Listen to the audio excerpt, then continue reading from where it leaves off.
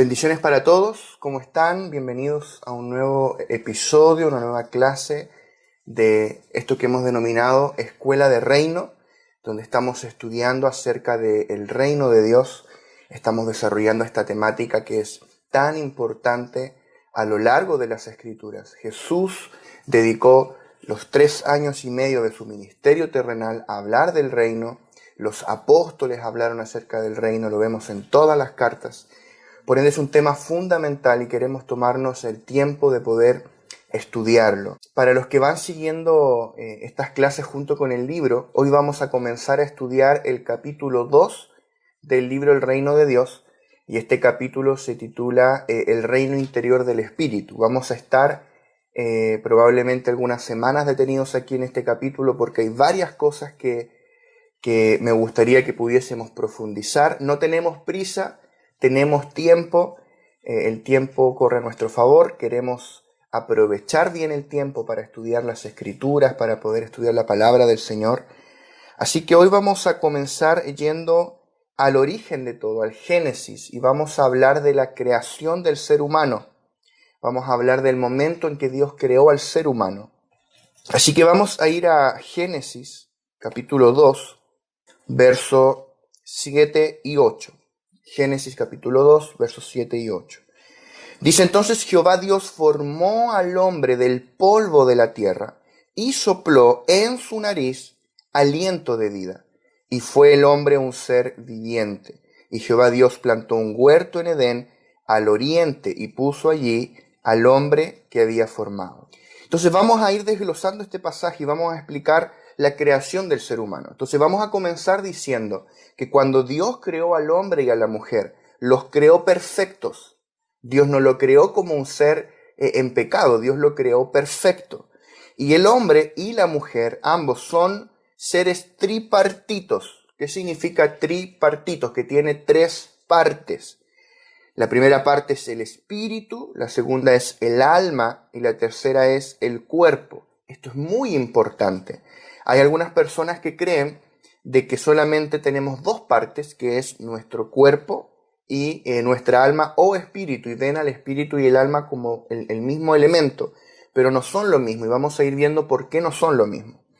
Entonces, el ser humano es un espíritu que tiene un alma y que habita en un cuerpo. Así fue creado el ser humano, como un espíritu que tenía un alma y que habitaba en un cuerpo. Es en nuestro espíritu donde reside nuestra verdadera identidad, que es el soplo de Dios. Cuando Dios creó al hombre, leímos, Dios formó el cuerpo del hombre del polvo, del barro de la tierra, y en él Dios sopló un aliento de vida. Entonces el cuerpo del hombre era ese cuerpo de barro, y nuestro cuerpo, si analizamos la composición de nuestro cuerpo, es barro, es tierra, es polvo. Y cuando nosotros muramos y el Señor aún no viene, nuestro cuerpo se va a deshacer y se va a volver polvo. Vamos a volver al polvo. Y luego, cuando el Señor venga, vamos a recibir un cuerpo resucitado, vamos a resucitar. Pero ese es otro tema. Entonces, el cuerpo fue formado del polvo de la tierra, del barro. Ese es el cuerpo. Dios sopló en él un aliento de vida, no sopló vida, no es lo mismo. Dios no sopló vida, sopló un aliento de vida, un hálito de vida, un soplo de vida que proviene de Dios. Ese es el espíritu del hombre. Por eso el hombre tiene un espíritu, porque fue creado a la imagen y semejanza de Dios, que es espíritu. Tenemos un espíritu. Entonces Dios sopló en el hombre. Dios sopló en él un aliento de vida, que es el espíritu del hombre. Y cuando el espíritu del hombre tocó el cuerpo del hombre, se formó el alma del hombre. El alma, que es una parte de nuestro ser que conecta el espíritu con el cuerpo. Entonces, quiero volver a leer Génesis 2.7, pero voy a leer otra versión, que es la versión moderna del 29, que dice: y Jehová Dios formó al hombre del polvo de la tierra y sopló en sus narices aliento de vida, y el hombre vino a ser alma viviente. Eso es a mi parecer la traducción más apegada al original, y vino a ser el hombre un alma viviente. De hecho, la Septuaginta, que es la traducción al griego del Antiguo Testamento, que se usaba en los tiempos de Jesús, porque la mayoría de la gente, debido a la conquista griega que hubo, La mayoría de la gente hablaba griego, entonces tradujeron el Antiguo Testamento al griego y muchos lo leían en griego. Los apóstoles predicaron con la Septuaginta. Traduce aquí alma, psique, la palabra griega psique, que la veíamos la clase pasada. O sea, el hombre vino a ser alma viviente. Por eso también Pablo dice que el primer hombre, Adán, fue hecho alma viviente, pero el postrer hombre fue hecho espíritu vivificante. Cuando aquí dice alma viviente, 1 Corintios 15, cuando dice alma, está citando este versículo. Entonces, ¿qué es lo que vemos aquí? Vemos al ser tripartito. Vemos que dice Dios formó al hombre del polvo de la tierra, ahí está el cuerpo, sopló en sus narices aliento de vida, ese es el espíritu del hombre, y el hombre vino a ser alma viviente, el alma. Ahora, Dios creó al hombre con un espíritu para que el hombre pudiese tener comunión con Dios. ¿Por qué? Porque Dios es espíritu. Si tú y yo no tuviésemos un espíritu, no podríamos percibir a Dios. No podríamos tener comunión con Dios, porque Dios es espíritu. Por eso Juan dice, Dios es espíritu, en el Evangelio de Juan, dice, Dios es espíritu y los que le adoran en espíritu y en verdad es necesario que le adoren. O sea, Dios es espíritu. Para relacionarme con un Dios que es espíritu, tengo que hacerlo con mi espíritu, desde mi espíritu. La pregunta es, ¿conozco mi espíritu? ¿Sé diferenciar mi espíritu de mi alma? Ahí entramos en un tema muy interesante, el espíritu. En el espíritu, los principales aspectos que residen son la comunión, la intuición y la conciencia. La comunión es esa parte que nos permite tener comunión con Dios, percibir a Dios. Es esa parte de mi espíritu. Esto es un misterio, pero esto es práctico. Todos lo hemos experimentado. Es esa parte de mi espíritu capaz de percibir a Dios, capaz de sentir a Dios, de palpar, de ver a Dios. Es un misterio, pero es práctico. Todos los hijos de Dios lo hemos experimentado probablemente. Cuando sentimos a Dios. Y ahí el lenguaje no alcanza, ¿verdad? Porque hay gente que dice, siento la presencia de Dios, siento la gloria de Dios, siento el dedo de Dios. Nuestro lenguaje no alcanza, pero tenemos esa capacidad en el espíritu de percibir y tener comunión con Dios. La segunda parte es la intuición del espíritu humano, que nos permite recibir conocimiento acerca de Dios y de su voluntad y de cosas que Él nos quiera mostrar. Nuestro espíritu tiene esta facultad. La intuición es un conocimiento no aprendido, es un conocimiento súbito. Es como cuando tú entras a un lugar y tienes como una corazonada, por decirlo, en un lenguaje que no está 100% acorde a lo que estamos hablando. No estamos hablando del corazón, estamos hablando del espíritu. Pero es así, es como una punzada, es como un sentir súbito que tú dices, no, mejor me voy a ir por otra calle. Tenemos testimonios así de hermanos que iban por una calle tarde en la noche y sintieron en su espíritu, te van a asaltar, ándate por otra calle. Y se han ido por otra calle. Entonces, eso es la intuición. Cuando tú entras quizá a una casa de iglesia, cuando tú vas a cierto lugar y tú percibes cosas, es tu espíritu, no es tu mente. Y por último está la conciencia, que es la parte que nos permite reconocer y reflexionar acerca de nuestro propio actuar y nuestros propios errores. Es aquí donde se origina el arrepentimiento, en la conciencia, cuando nos arrepentimos, porque Dios ilumina nuestra conciencia. Entonces, tenemos al hombre con un espíritu. Ahora, por otro lado, si bien Dios creó al hombre para relacionarse con él, por eso el hombre es espíritu, también Dios creó al hombre para habitar en la tierra, para habitar en el mundo físico, en la dimensión terrenal. Y en la dimensión terrenal, yo necesito un cuerpo terrenal para poder operar. Por ejemplo, los demonios, ellos no tienen cuerpo, ellos son espíritus, pero no tienen cuerpo. Y ellos quieren operar en esta dimensión terrenal. Por eso ellos buscan poseer cuerpos y buscan poseer gente o animales. Y tú ves personas poseídas por un demonio, endemoniadas, porque ellos buscan un cuerpo, no tienen cuerpo, para operar en esta esfera terrenal.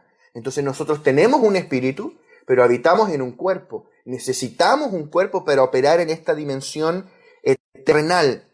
Dios creó al hombre para que le expresara y le representara en la tierra. Si quieres, apunta eso. Dios creó al hombre para expresarle y representarle. Estas dos cosas no son lo mismo. Expresar a Dios tiene que ver con expresar a la persona de Dios. Esto significa sacerdocio. Si tú quieres una definición así pura de lo que es sacerdocio, es expresar a la persona de Dios. Expresarle a Él como persona, no sus obras, a Él. Ahora, el hombre también fue creado para representar a Dios en la tierra. Eso significa representar el gobierno de Dios en la tierra, representar su reino, la autoridad de Dios, gobernar en la tierra en nombre de Dios como una autoridad delegada para administrar la tierra que le pertenece a Dios, pero Dios colocó al hombre a cargo para administrarla, sojuzgarla, gobernarla, regirla, señorearla. Eso tiene que ver con ser reyes. Entonces, Adán y Eva eran reyes y sacerdotes. El reinado tiene que ver con representar a Dios, el sacerdocio con expresar a la persona de Dios. Entonces, había un rol gubernamental que fue puesto en el hombre. Voy a entrar en este punto, un rol gubernamental de gobernar la tierra. Podríamos decir que el hombre fue enviado a la tierra como un colonizador, enviado por el reino eterno de Dios. El que habla un poco de esto es Miles Monroe, el hombre como un colonizador, Adán y Eva, enviados a establecer un puesto de avanzada del reino de los cielos en la tierra, de la dimensión celestial en la dimensión terrenal, que fue creada a imagen y figura de la dimensión celestial. Entonces, por eso el hombre necesitaba un cuerpo para poder operar en la tierra, pero también necesitaba un espíritu para poder estar conectado con la fuente, que es Dios, que está en el cielo, y poder recibir de Dios las instrucciones de todo lo que tenía que hacer. Y también necesitaba un cuerpo para poder operar y ejecutar en esta dimensión física todas las instrucciones que recibía en su espíritu. Entonces, el espíritu era para recibir las instrucciones de Dios con la comunión, con la intuición, con la conciencia, y el cuerpo era para ejecutar esas órdenes que Dios le daba al hombre. Por medio del cuerpo el hombre ejecutaba. Entonces Adán y Eva se levantaban por la mañana y recibían en su espíritu una instrucción. Quiero que vayas y le pongas nombre a los animales marinos. Después vas a tomar un león, vas a cabalgar en león, vas a ir a la montaña y vas a hacer tal y tal cosa. Y nosotros sabemos en detalle qué es lo que hacía Adán. Y él con su cuerpo lo ejecutaba. Él no podía sumergirse en las aguas con su espíritu, solo hacía con su cuerpo. Ahora bien, para poder conectar el espíritu del hombre con el cuerpo del hombre, hacía falta algo, y ese algo es el alma del hombre, nuestra alma. Es ahí donde reside nuestra individualidad, nuestra personalidad, en mi alma.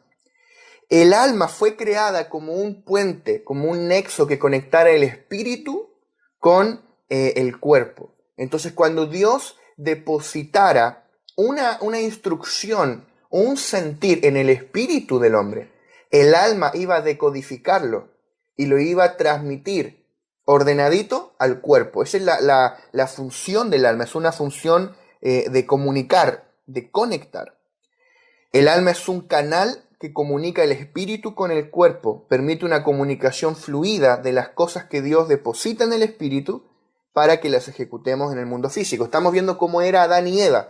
Después con el pecado, con la caída, todo esto cambió, pero estamos yendo al origen, porque el origen define el propósito de algo. Estamos descubriendo el propósito de nuestra alma. Entonces, para esto el alma tiene tres partes principales. La voluntad, mi voluntad está en mi alma, la voluntad, ese deseo de hacer algo. Me levanto por la mañana y digo, hoy deseo hacer tal cosa. Eso es mi voluntad.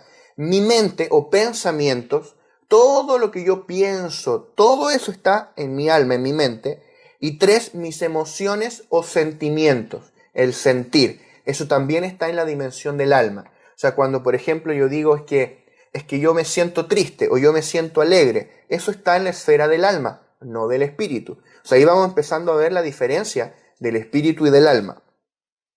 Entonces, cuando Dios depositara en el hombre una instrucción específica, supongamos Dios le dice a Adán, hoy día vas a ir a labrar tal sector del huerto y tienes que trabajar allí, la voluntad del hombre iba a expresar en el hombre el deseo de ejecutar esa tarea. Porque te imaginas Dios mandar a hacer algo y nosotros no quisiéramos. Bueno, de hecho es lo que nosotros vivimos hoy por causa de la caída. Luchamos con una voluntad que se opone a la voluntad de Dios.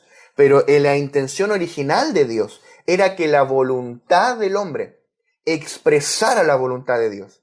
Entonces Dios le iba a hablar al espíritu del hombre, un sentir, una impresión, como le queramos llamar. Quiero que labres tal sección del huerto.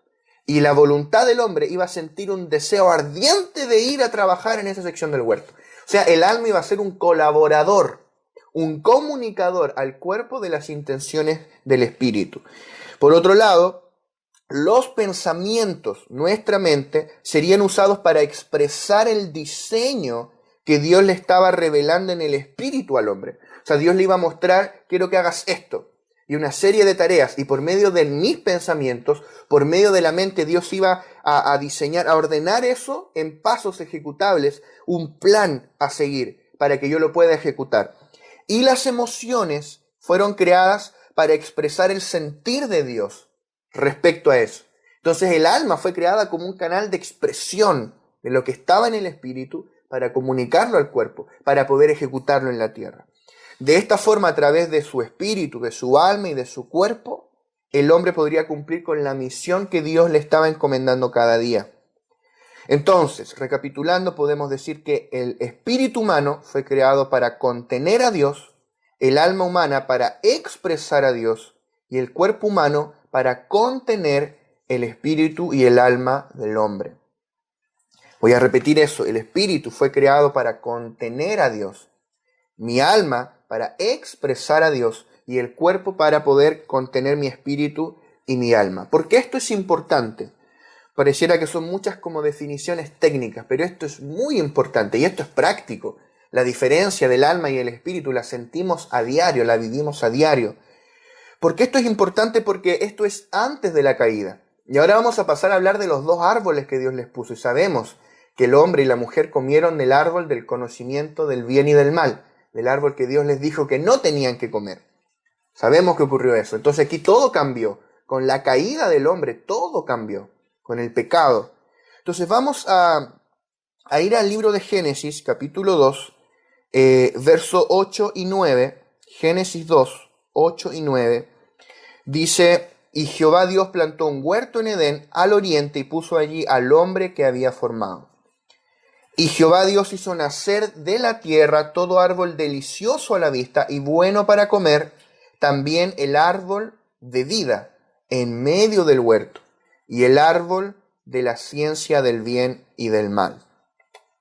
Entonces Dios creó al hombre y lo puso en un huerto que él había plantado. Ese huerto se llamaba Edén. Algunos dicen que Edén significa disfrute, placer, algo agradable. Y estando ya el hombre en el huerto, Dios creó a la primera mujer, que era Eva. No vamos a entrar hoy al detalle de la creación de la mujer. Por ahora solo vamos a mencionarlo, porque hay todo ahí una revelación respecto de Cristo y de la iglesia. Ahora, Dios en este huerto plantó toda clase de árboles frutales, toda clase de árboles diferentes. Era un lugar de disfrute, era un ambiente gobernado por lo eterno, gobernado por la eternidad. Dicen algunos teólogos, no sabemos porque ninguno de nosotros estuvo ahí, pero dicen algunos teólogos que si tú tomabas una semilla y tú la lanzabas al suelo, instantáneamente crecía un árbol. Era un ambiente gobernado por lo eterno. Allí no había muerte, allí no había enfermedad, allí no había miseria, no había pobreza, no había opresión, no había pecado, no había crisis de pánico, ansiedad, depresión. Allí era un ambiente gobernado por lo eterno. Y Dios, dentro de todos estos árboles disponibles para comer, Dios colocó dos árboles particulares. Uno era el árbol de la vida y el otro era el árbol del conocimiento del bien y del mal. Y Dios le dijo al hombre que podían comer de todos los árboles del huerto, excepto del árbol del conocimiento del bien y del mal. Podían comer de todos, excepto de uno, que fue precisamente el que comieron, ¿verdad? Génesis 2, del 16 al 17. Seguimos en Génesis 2, verso 16 Y 17 dice, y mandó Jehová Dios al hombre diciendo, de todo árbol del huerto podrás comer, mas del árbol de la ciencia del bien y del mal no comerás, porque el día que de él comieres, ciertamente morirás. Qué tremendo esto, qué tremendo. O sea, le dice, de todo árbol puedes comer. Eso incluía al árbol de la vida. El hombre podía comer del árbol de la vida, si es que hubiese querido hacerlo. No lo hizo, ¿verdad? Podría haber comido del árbol de la vida. No estaba prohibido. Dios en ningún momento le dijo al hombre que no podía comer del árbol de la vida. Es más, el propósito de Dios era que el hombre y la mujer comieran del árbol de la vida. ¿Por qué? Porque en ese árbol estaba encapsulada la vida de Dios. Entonces, cuando Adán y Eva comieran del fruto de ese árbol, la vida de Dios entraría en ellos. Era el árbol de vida. La vida divina estaba encapsulada en ese árbol. Y ellos recibirían su vida eterna. Ese fue el propósito de Dios. O sea que podríamos decir que el propósito eterno de Dios siempre fue impartir su vida dentro del hombre. Hablábamos la semana pasada que Cristo vino a darnos vida. Siempre fue. Vemos que esto no es algo que ocurrió luego con Cristo hace 2000 años. No, siempre fue el propósito eterno impartirnos vida. Desde el inicio, ahí en el Génesis, el hombre tuvo la opción de escoger comer del árbol de la vida, pero decidió no hacerlo y comer del otro árbol que era el único que estaba prohibido para comer. Interesante, ¿eh? El único que no se podía comer. Pero el propósito de Dios siempre fue impartirnos su vida. O sea, la vida es la centralidad del mensaje de la Biblia. Desde Génesis a Apocalipsis tú ves la vida. Tú ves en Génesis el árbol de la vida y tú ves en Apocalipsis el río de vida y el árbol que crece a los dos lados del río. Tú ves el mismo árbol, tú ves el mismo río, tú ves la misma vida, tú ves esa misma vida caminando por las calles de Israel, que en Juan 14:6 dice, yo soy la vida, yo soy el camino, yo soy la verdad, yo soy la vida. El propósito de Dios siempre fue darnos su vida, impartirnos su vida. Por eso Dios encapsuló esta vida en el árbol de vida, para que el hombre la pudiera comer. Pero el hombre no la comió. ¿Qué fue lo que hizo el hombre? Engañado por Satanás, comió del árbol que no tenía que comer, el árbol del conocimiento del bien y del mal. Este acto de desobediencia refleja lo que había en lo más profundo del corazón humano. En el fondo ellos estaban diciendo, nosotros no necesitamos a Dios. Yo no necesito un Dios que me diga lo que es bueno, lo que es malo. Yo puedo decidir por mí mismo lo que es bueno para mí o lo que es malo para mí. ¿Por qué alguien me tiene que venir a decir lo que es bueno y lo que es malo? Si tú analizas eso, es el mismo discurso de la sociedad de hoy, que dice, pero ¿por qué tiene que haber una verdad absoluta? ¿Por qué tiene que esto ser bueno, esto ser malo? Yo decido lo que es bueno para mí, lo que es malo para mí, y el relativismo moderno te dice, tal vez lo que es bueno para mí es malo para ti, pero tal vez lo que es malo para ti, para mí no es malo. Es un relativismo, y relativizan todos los absolutos divinos, todas las verdades divinas. De aquí viene esto, o sea, comer de este árbol es decir, yo no necesito un Dios que me diga lo que es bueno y lo que es malo. Yo lo puedo decidir por mí mismo. Lo voy a descubrir y lo voy a conocer por mí mismo. Eso refleja comer de este árbol. No necesitamos a Dios, podemos decidir por nosotros mismos, podemos vivir nosotros solos, nos las podemos arreglar nosotros solos. Esto muestra la rebeldía del corazón del hombre. Ahora, hablemos un poquito de este árbol, el árbol del conocimiento del bien y del mal. Para nosotros, porque si el árbol dijera el conocimiento del mal, es evidente que el árbol es malo. Yo creo que Adán no lo hubiera comido.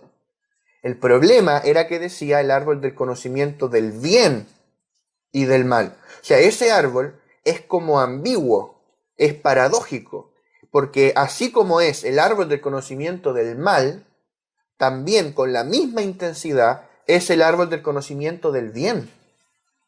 O sea que el hombre podría haber mirado a ese árbol y haber dicho, oye, pero si este árbol es el árbol del conocimiento del bien, yo quiero conocer el bien, quiero saber lo que es bueno, quiero saber qué es lo que es bueno para poder hacerlo y agradar a Dios.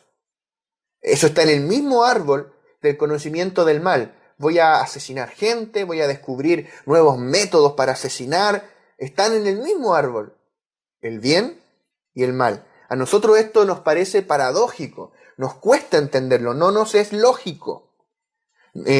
Nos parece lógico, como decía, que el conocimiento del mal sea malo, pero nos cuesta aceptar que el conocimiento del bien también es malo. ¿Cuál es la razón? Es que tanto el bien como el mal proceden de la misma fuente, proceden del mismo árbol.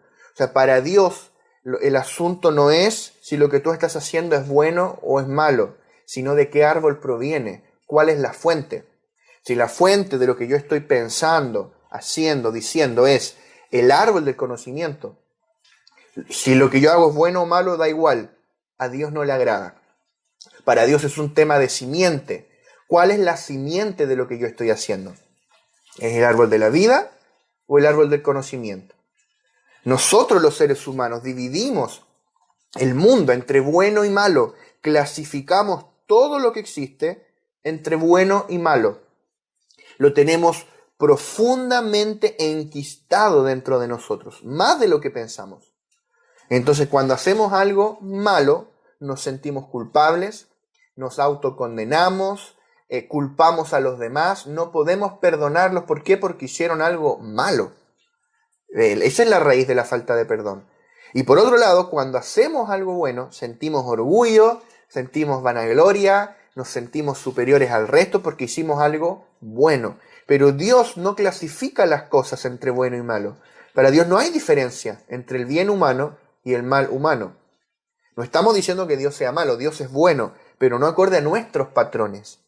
Lo que Dios llama bueno no es lo que provenga de ese árbol, del conocimiento. Lo que para Dios es bueno es lo que proviene del árbol de la vida, y ese árbol es Cristo. Entonces, cuando el ser humano comió del fruto del árbol del conocimiento, la maldad que había en ese árbol se mezcló con el alma del hombre, se mezcló con el interior del ser humano, entró el pecado, había algo contenido en ese árbol, había algo, no lo podemos describir con precisión, había maldad, había pecado contenido en ese árbol. Por eso Pablo en Romanos 7, ya unos tal vez 4000 años después, dice: hallo esta ley, que el mal está en mí, que el pecado mora en mí. ¿Dónde entró ese mal? Aquí. La maldad se mezcló con el alma del hombre. ¿Sí? Entonces el pecado entró en la humanidad. Y este pecado separó al hombre de Dios y corrompió todo su ser. Todo el ser humano fue corrompido a causa del pecado. Cuando el mal entró en el ser humano, ocurrió una corrupción. El espíritu humano pasó a un estado de muerte. Nuestro espíritu entró en una muerte espiritual. Quedó muerto, completamente muerto. Nuestra alma y nuestro cuerpo se corrompieron con el pecado, se mezclaron con el mal, y juntos el alma caída con el cuerpo caído formaron una confederación, una alianza que se llama la carne. La carne. Esto es el origen de la carne. Si tú has escuchado hablar la carne aquí, la carne esto, la carne surge del alma caída y el cuerpo caído. Y la carne es nuestra naturaleza humana caída, el viejo hombre corrompido. El hombre se corrompió por completo. Y esta vieja naturaleza, esta naturaleza caída, esta naturaleza corrupta, carnal, Adán y Eva se la traspasaron a todos sus hijos, hasta llegar a nosotros, a nuestros días. Se la pasaron a Caín, a Abel, a todos los descendientes, hasta nuestros días. Noé portaba esa simiente, Abraham, David, la simiente adámica, el pecado. Todos los seres humanos portamos la simiente adámica. Somos carne. Hay una vieja naturaleza en nosotros. O sea que la caída de Adán y de Eva fue un evento catastrófico. Tú y yo no dimensionamos lo que perdimos en aquella oportunidad porque no estuvimos ahí. Nosotros, todo lo que conocemos es esto. Tú me miras a mí y me encuentras un ser humano promedio, ¿Por qué? Porque somos todos más o menos iguales aquí. Pero si tú hubieras visto a Adán, si tú hubieras visto a Eva, eran gloriosos. Nosotros no dimensionamos todo lo que perdimos. Imagínate cómo tiene que haber sido Adán. Ahí las mujeres, imagínense un hombre, alto, atractivo. Y también Eva tiene que haber sido atractiva, hermosa, por dentro y por fuera. Era la mujer perfecta, creada por el dedo de Dios, la primera. Todas las demás se parecen a Eva y todos los hombres nos parecemos a Adán, pero corrompidos por el pecado. Entonces el espíritu murió, el cuerpo se corrompió y el alma se corrompió y ocurrió algo particular con el alma y esto es muy, muy importante. Por eso nos estamos tomando todo el tiempo para poder explicar esto en detalle. El alma, que antes era un canal para expresar lo que Dios depositaba en el espíritu del hombre, o sea, el alma era como un ducto, era una cañería por la que fluía desde el espíritu al cuerpo todas las instrucciones del espíritu. El alma se corrompió y se volvió la vida del hombre. El alma cobró vida propia. Sí, el alma cobró una vida propia y le llamamos la vida del alma, la vida psique. De ahí viene psicología. En el griego se habla de esta vida, es la vida psique. Cada vez que Jesús, Pablo, todos los apóstoles escriben del alma, es psique. Entonces, hablábamos la semana pasada de que nosotros tenemos esta vida, la vida del alma, la vida psique.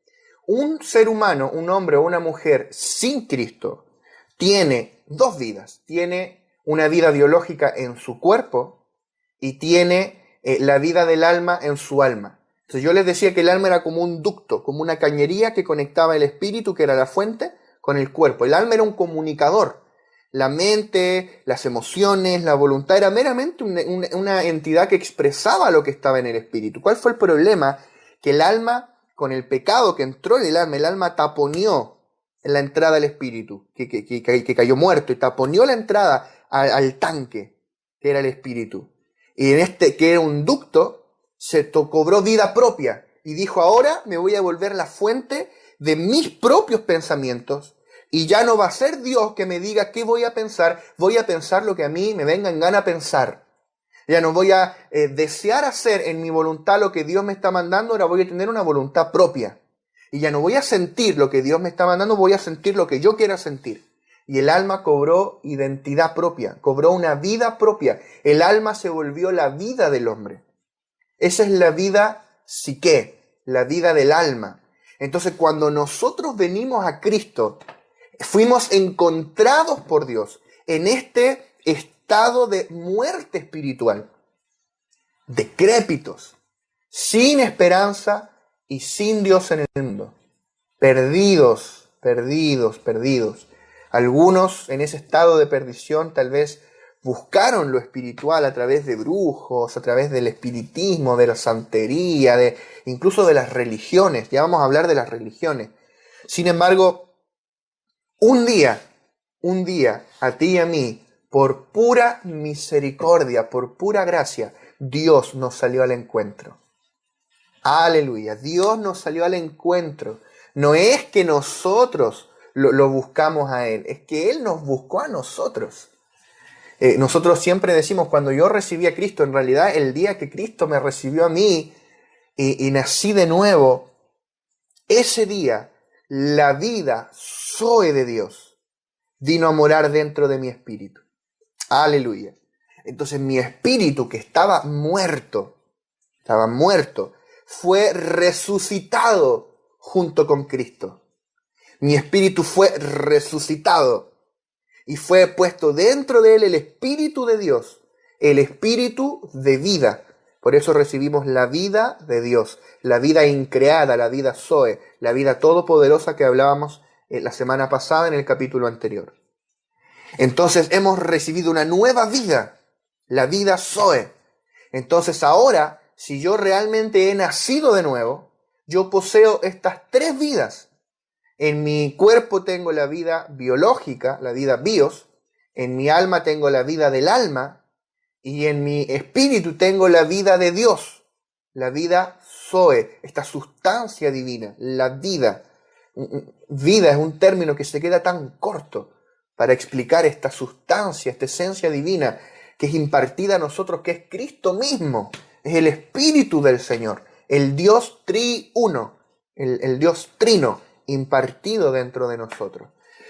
Entonces, ¿cuál es el tema? Que tú y yo recibimos la vida de Dios, pero la vida del alma sigue estando allí.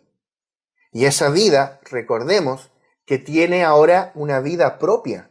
Ya no es el alma inocente de antes que tenía Adán, que era un mero canal. No, ahora esta vida del alma, la vida psique, tiene una vida propia, tiene una voluntad propia, tiene pensamientos propios, tiene, ¿cómo se llama esto? Sentimientos propios, pensamientos propios y voluntad propia. Las tres facultades del alma. Cobró vida propia. Y la voluntad de mi alma siempre se opone a la voluntad de Dios. Los pensamientos de mi alma se oponen a los de Dios. El sentir de mi alma se opone al de Dios. Por eso el profeta Isaías escribe y profetiza y dice: como son más altos los cielos que la tierra, así son más altos mis pensamientos que vuestros pensamientos, dice el Señor. Tremendo, ¿no? O sea, Dios tiene pensamientos para mí, de bien, de paz. Dios tiene planes para mí, pero mis pensamientos son pequeños. ¿Por qué? Porque hay esta lucha interior dentro de mí. Pareciera que desde el día en que recibí a Cristo y nací de nuevo, hay una lucha constante dentro de mí. Y efectivamente hay una lucha en nuestro interior, entre mi espíritu y mi alma. Hay una lucha constante y una lucha constante entre mi espíritu y mi alma. ¿Por qué? Porque esta vida del alma sigue operando en el cristiano. Entonces, como lo vamos a ver más adelante, ¿cuál es la solución de Dios para tratar con esa alma rebelde, con esa vida del alma corrupta, que es un rezago de la vieja vida sin Cristo? Es algo que llamamos cruz. Pero la cruz no como un evento histórico en el cual Cristo fue crucificado, sino la cruz como un principio, la cruz como un poder espiritual que opera dentro de nosotros para matar, para aniquilar todo lo adámico, para matar esta vida rebelde a Dios, para que la verdadera vida que es Cristo se pueda manifestar. Ya vamos a hablar un poco más acerca de eso. Por ahora vamos a tratar de poder dejar bien explicado todo esto del Génesis, porque esta es la clave y vamos a construir varias cosas sobre esto en las próximas clases. Entonces estamos hablando del bien y del mal. El bien y del mal. Tanto nuestras buenas obras como nuestras malas obras no pueden agradar a Dios porque son obras de la carne y la carne no agrada a Dios. Interesante. La carne no agrada a Dios. Nada que sea carne va a agradar jamás a Dios. No importa si es carne mala o carne buena. No importa si es carne asesina o si es carne con estudios, carne refinada, carne educada. Sigue siendo carne. Carne que se porta bien, carne buena. Para Dios no hay diferencia, es carne. Todo lo que proviene de la vida del alma es carne. Debe ir a la cruz. Y legalmente ya fue a la cruz. Voy a adelantar un principio aquí, pero el día en que tú y yo recibimos a Cristo hubo una completa identificación con Cristo. Dios tomó a mi viejo hombre, que yo era, Esteban viejo, y Dios lo mató en la cruz junto con Cristo. Ese viejo hombre fue crucificado juntamente con Cristo. Fue sepultado juntamente con Cristo. Y fue resucitado juntamente con Cristo. Y ahí estoy yo, resucitado para que andemos en vida nueva, y fuimos sentados juntamente con Cristo en los lugares celestiales. El punto ahora es cuánto de esa muerte, de esa sepultura, de esa resurrección yo he experimentado en la práctica. Pero vamos a seguir en este punto, porque este tema de los dos árboles es muy, muy interesante.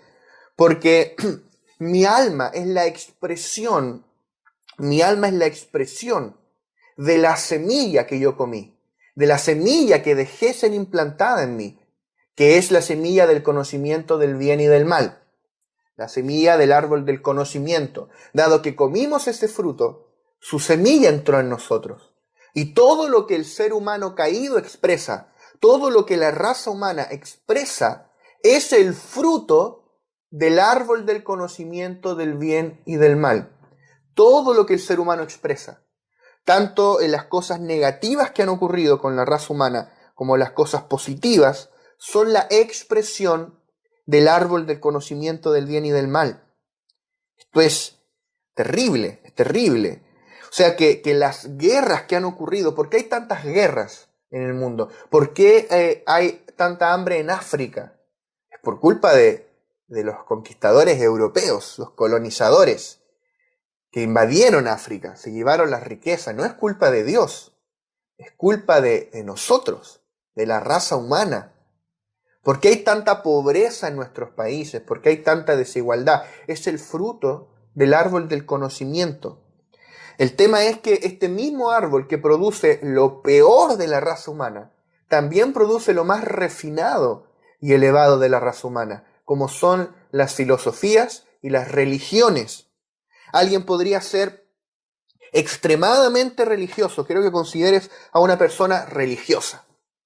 Una persona obediente de las normas más elevadas, que cuida sus acciones, cuida sus palabras, cuida sus pensamientos.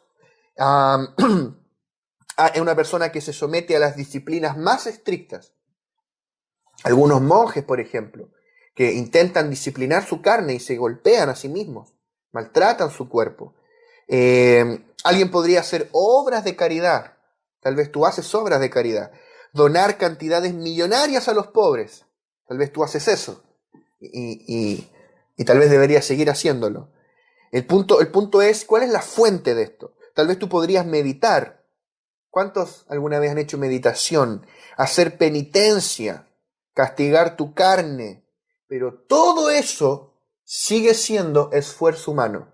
Sigue siendo la manifestación del árbol del conocimiento del bien y del mal. Es la cara del bien de este árbol, no la cara del mal, pero es el mismo árbol. O sea que tú podrías ser la persona más religiosa del mundo. Y eso no agrada a Dios. La bondad humana ofende tanto a Dios como la maldad humana. O sea, la bondad humana, tu bondad, mi bondad, ofende tanto a Dios como mi maldad. Hubo un hombre sabio que dijo una vez lo siguiente, dijo, toma todas tus malas obras y ponlas en un saco, amárralas y ponlas dentro de un saco.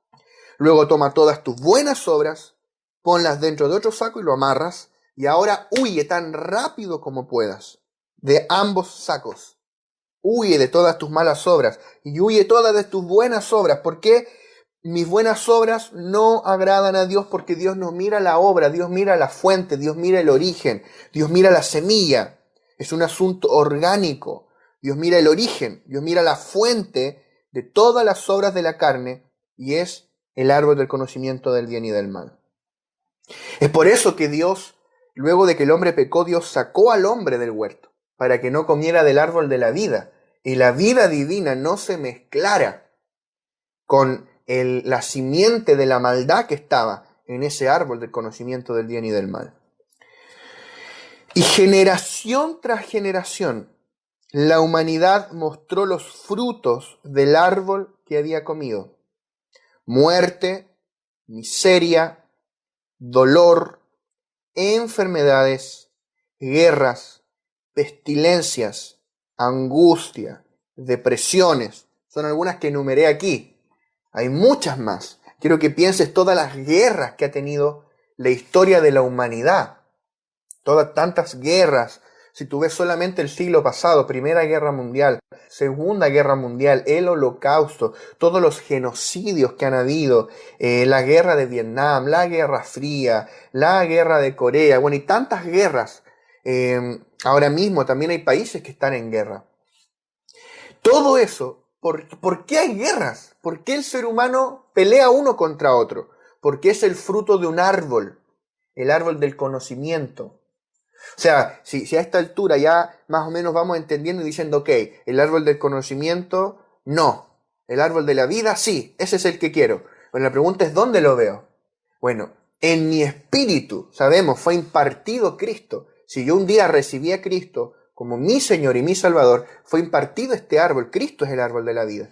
Pero en mi alma, ahí está la manifestación del árbol del conocimiento. La vida del alma es la expresión más palpable, tangible, manifiesta y desarrollada del árbol del conocimiento del bien y del mal. Por eso que Jesús dijo, es el corazón donde comienzan las guerras. Es allí, en el corazón, el problema es nuestro corazón. Es que el estado del hombre está completamente desahuciado. Es fuerte decir esto, no creas que lo digo con gozo. No, porque yo soy humano. Yo también soy hijo de hombre, hijo de Adán, en lo natural. Igual que todos nosotros. O sea, todos nosotros, disculpando la expresión, estamos igual de fregados. Estamos liquidados. No hay esperanza en esa vieja naturaleza. Necesitamos una nueva. Y para eso vino Cristo. Necesitamos una nueva vida. Y para eso vino Cristo. Entonces, por siglos, por milenios, hemos visto la manifestación del árbol del conocimiento. Esta simiente manifestada a través de su gran ejecutor y predicador, que es la vida del alma. Guerras, hambrunas, pero también filósofos, artistas, religiosos, fundadores de religiones, predicadores que provienen de una religión. Porque también los hijos del reino predicamos, ¿no? Somos predicadores también. Pero estamos hablando de la religión vacía. La religión vacía. Entonces, todo lo que ha producido el ser humano es el fruto, la manifestación de un árbol. Síganme en esto, por favor. Entonces, a la larga, la frustración inundó a la humanidad. Nos inundó la convicción de que la sociedad no podía cambiar. No había nada que hacer. No sé si tú has llegado a esa conclusión cuando tú ves, no sé si todos los que me están viendo son de mi país, pero cuando tú ves en el país que sea el tuyo, políticos que roban, corruptos, y que los sacan para poner a otro que va a acabar con la corrupción y roba más todavía. Cuando tú ves lo que se mueve por detrás, jueces que no juzgan como debiesen hacerlo, y tú ves toda la corrupción, tú llegas a la conclusión y dices, no hay esperanza. El ser humano no puede cambiar. Después de todo, los hombres nacen con un corazón inclinado a lo malo, con una naturaleza caída. Y ahí viene la filosofía y dice preguntas como estas: ¿sociedad o suciedad? Y una vez leí un filósofo que hablaba eso. ¿Sociedad o suciedad? Está bueno el juego de palabras, ¿verdad?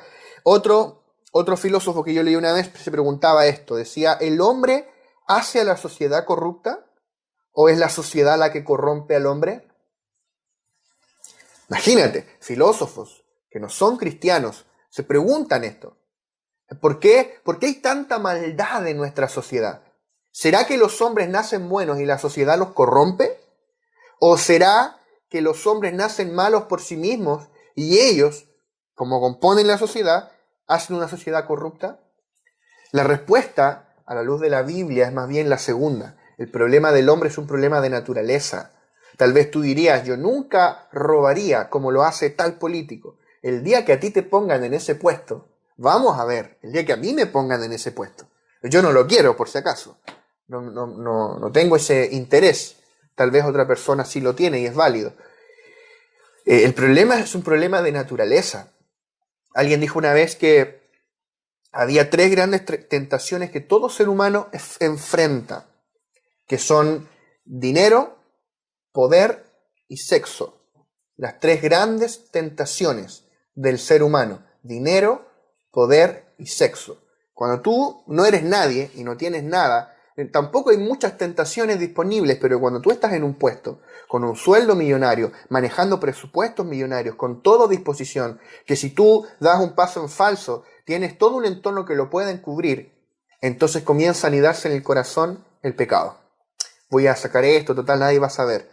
Y así empieza la corrupción. Entonces, Quiero decirte, si tú has llegado hasta aquí, que hay una esperanza. Hay una esperanza para el mundo. Y esa esperanza es que hace 2000 años Dios volvió a enviar al árbol de la vida a este mundo. Dios volvió a enviar el árbol de la vida. Y ese árbol de la vida se llama Jesucristo. Yo quiero decirte hoy que hay una esperanza para la humanidad. Hay una esperanza para la sociedad, que las cosas pueden ser distintas. Hay una esperanza para ti. Tu vida puede cambiar. Tu vida puede ser diferente. Y esa esperanza es que Dios volvió a enviar el otro árbol. Ese árbol del que no teníamos acceso, del que no quisimos comer. Dios lo volvió a enviar, el árbol de la vida. Y ese árbol se llama Jesús. Por eso la palabra dice que en Él estaba la vida. Y la vida era la luz de los hombres. Y ese Cristo vino a la tierra y habitó entre nosotros. Y vimos su gloria, gloria como del unigénito del Padre, lleno de gracia y de verdad. Y mientras caminaba por las calles de Israel, Él dijo, yo soy la vida. Yo soy la vida. Y ahora que ese Cristo de gloria murió en una cruz, resucitó, ascendió al cielo, se sentó a la diestra del trono de Dios, Él fue hecho espíritu que da vida, espíritu vivificante. Y Él puede venir a vivir dentro de ti, dentro de mí, si tú lo aceptas. No todos son hijos de Dios. Dice la Biblia que no todos son hijos de Dios. No todos son hijos de Dios. Hay un dicho popular que dice, bueno, lo importante es que todos somos hijos de Dios. No es así. A la luz de la Biblia, todos somos creación de Dios, pero no todos somos hijos de Dios. Por eso Juan, el Evangelio de Juan, capítulo 1, dice que a todos los que le recibieron, a los que creen en su nombre, les dio la autoridad de ser hechos hijos de Dios. A los que recibieron, ¿a quién? A Cristo. Entonces estábamos perdidos, todos los seres humanos estamos perdidos. Sin Cristo no hay esperanza de cambio, porque somos el máximo resultado y la máxima expresión del árbol del conocimiento. Pero Dios volvió a enviar el árbol de la vida. Y si yo decido recibir a Cristo en mi corazón, es una decisión que tú tienes que tomar. De decir, Señor, yo reconozco que sin ti yo no puedo. Yo reconozco que te necesito. Reconozco que soy un pecador. Yo me arrepiento de mis pecados.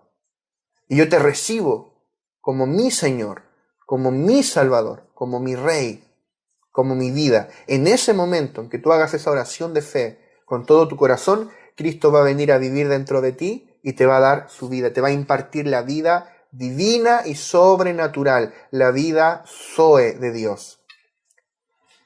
Y ese es el inicio de algo extremadamente glorioso, que es el reino de Dios viniendo a morar dentro de ti. Esto es glorioso, glorioso, y lo vamos a explicar en las próximas clases en más profundidad. Pero quiero hacer esa comparación entre esos dos árboles.